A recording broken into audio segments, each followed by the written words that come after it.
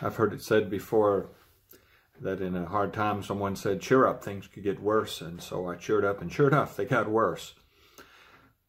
Our country is undergoing a lot of turmoil and chaos right now. We're hit with a major pandemic that has led to all kind of shutdowns that's affected us personally. Psychologically, people are struggling with that, not being able to see their family members, not able to get out and be in the regular life. It's affected us educationally, that children are having to stay home in school. It's put an extra burden on all of the school systems. It has affected us economically. We were in a fairly stable time of economics, and all of a sudden things collapse just like that, with business having to be closed because of the shutdowns. And this has caused a lot of unrest. And just as this was happening and we're trying to adjust to that and beginning to open up, then a terrible event happens in the killing of George Floyd in Minneapolis. And rage has spread across our country and is affecting even parts of the other parts of the world, with massive protests because the feeling that especially African Americans are targeted and killed more frequently by the police. It's been considered a race issue, and the calling for justice. But then some of these peaceful protests have erupted into violence with looting and destruction of property, and even the shooting of people. And a black security officer was shot is in part of the riots that are going on. And so it looks like chaos is spreading. The first thing I want to say is that God is in control. God allows these things to happen, and we will make it through it. God is going to go with us, and people of God need to keep their heads and their minds and their hearts and trust in the Lord. This isn't the first time that chaos has been in our country. I cannot imagine a more chaotic and horrible, divisive time than the American Civil War of some 150 years ago, and yet it took a long time to get over, but things begin to come back together. Now, we need to do some soul searching, and part of that soul searching is to get at the root of the problem. And I think the root of the problem, at least one of the roots of the present problem, is what we call racism. Now, it's a fluid term. It means different things to different people. Sometimes it's invoked when there has been nothing that's really racially motivated. It's been played as a card sometimes, but there's something else going on. I think that I can only share what I think, and I'm very willing to be corrected. I'm very willing for somebody to write in and start a conversation, and I'll respect your viewpoints. To say yes, but, or you didn't get this right, or you didn't emphasize this, or you didn't see this. I'm willing to say I'm on a learning curve, and I'm listening. But I'm also a minister, and I need to do some speaking to elicit the conversations, and I want to welcome the conversations about these things. But to me, it seems that racism falls into two categories that are interrelated. They blend into each other. They're related to each other, but they are distinct to be talked about. And I think there's two things, and we often confuse them, or we leave off one half of it, and for that reason we don't see the whole picture. We need to see all 360 degrees around. Two kinds of racism. The first kind, for lack of a better term, I'll just call attitudinal racism, and the second I will call institutional or systemic. There's what I would call attitudinal and institutional. When I think of attitudinal racism, I'm talking about people just have, they don't like somebody for whatever reason. They have a negative reaction to somebody of a different color or different ethnicity. The color of their skin defines them, and they don't like that. They have a negative reaction. Maybe it's cause of fear. Maybe they are afraid of that person, or people of that culture and that skin color. There's a discomfort with them. We're sort of evolved tribally because we prefer people like us. We prefer people that share our values, share our way of doing things. And so whenever two cultures come together, they can even be the same race. If there's some differences, some defining difference between them, it can be a language difference, it can be clothing difference, it can be an understanding of what's going on around them, a different history. There's a difference, and we have a tendency that birds of a feather flock together. This is sort of an internal thing. It's a personal disposition.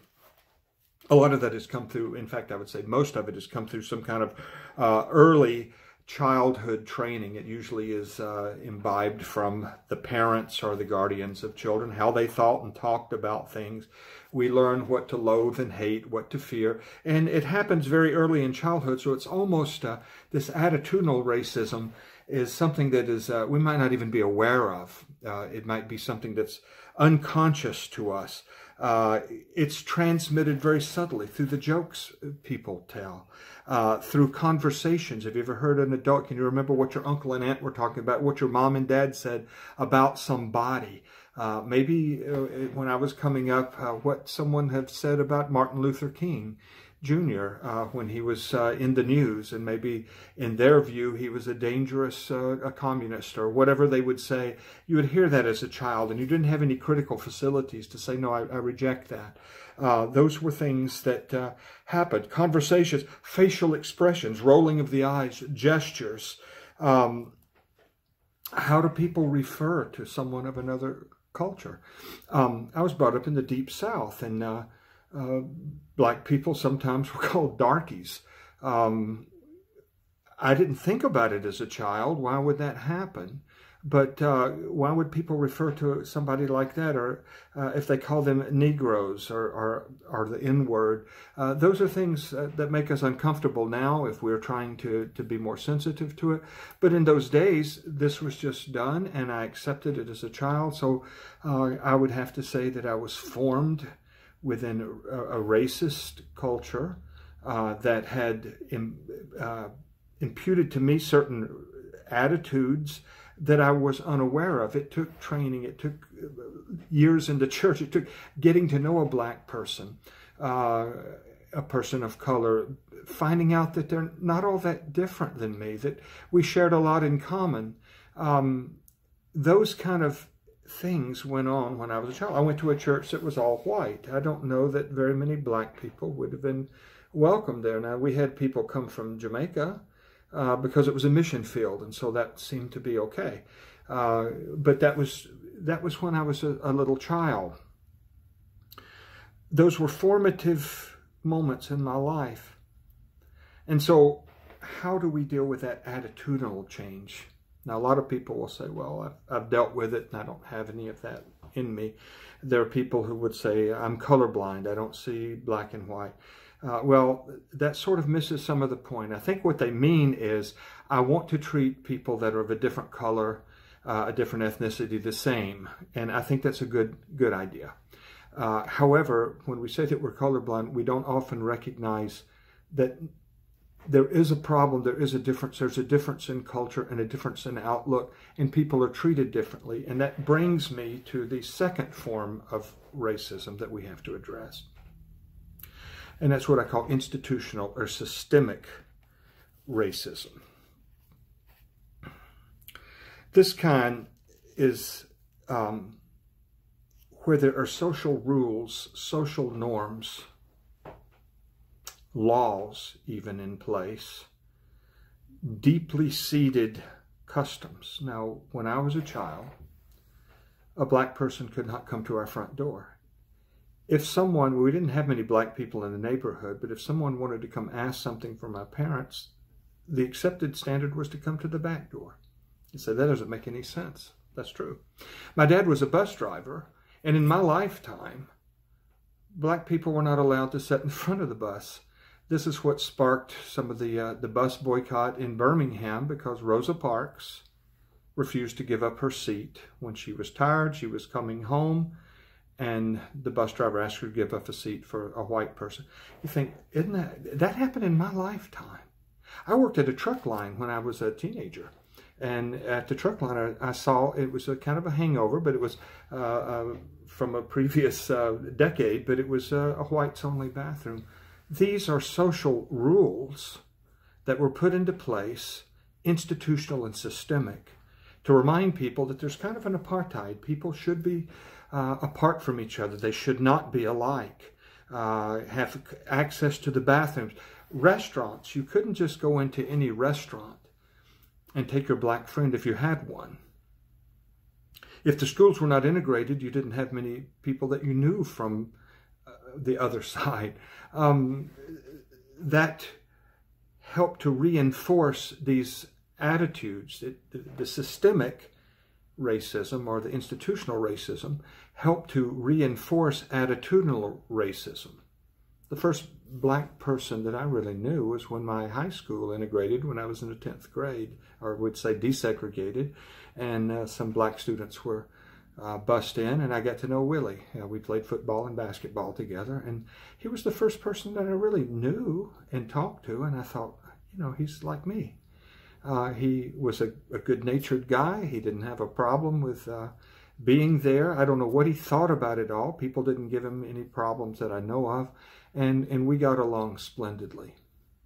But I can say that in my whole upbringing, we never had a black person invited to my home to have dinner with us. We didn't go out in the restaurants with black people. In fact, there were restaurants that at that time black people could not go to.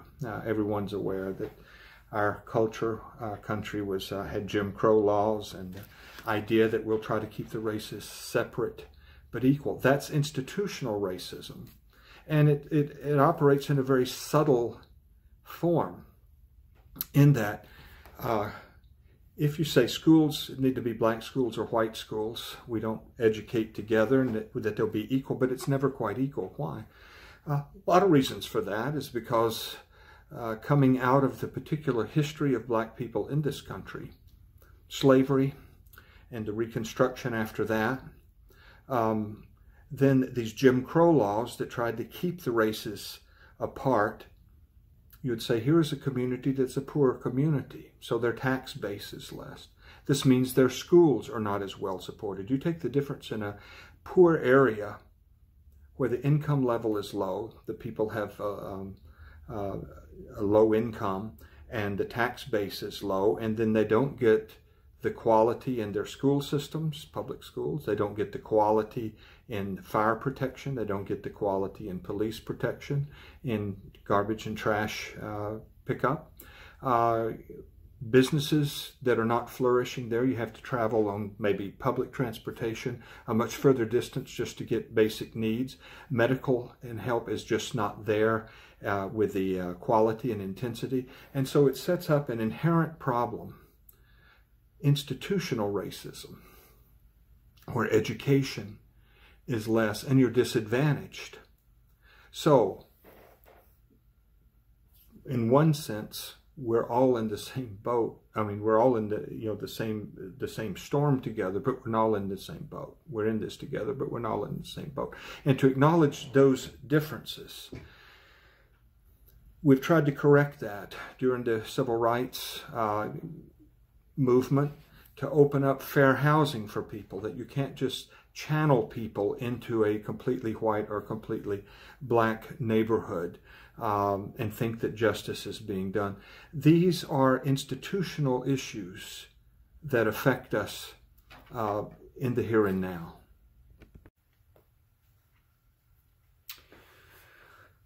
These two forms or aspects of racism, what I've called, attitudinal racism, which some sociologists would call bias, and the systemic or institutional racism are both plagues in our country. We need to work on both, and I believe the church has resources and is a community in which these things can be discussed. Now, all of us need to examine our hearts. I don't have enough time to go into it without the video becoming much too long, but our attitudinal part is something that we can personally do.